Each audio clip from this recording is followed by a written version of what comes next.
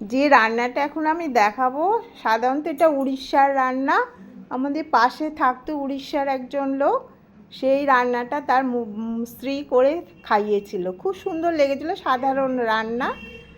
প্রথমে সব রকম যত গ্রীষ্মের সবজি আছে কেটে নিয়েছি।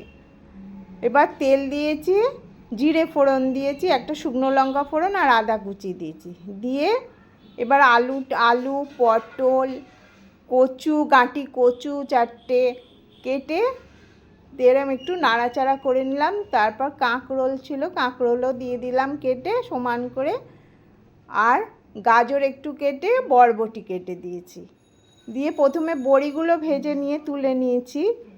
নেওয়ার পর রান্নাটা এবার খানিকক্ষণ নাড়াচাড়া করে কাঁচা গন্ধটাকে ছেড়ে করে দিয়ে দেওয়ার পর নুন দিলাম, হলুদ দিলাম, ধনে গুঁড়ো আর একটা টমেটোকে 4 ভাগ করে দিয়ে দিয়েছি।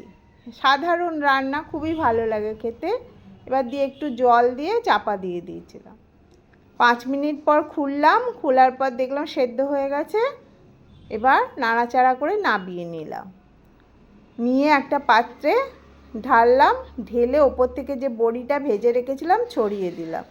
খেতে খুবই ভালো হয়, রুটি ভাত এর সঙ্গে খুবই ভালো যায়।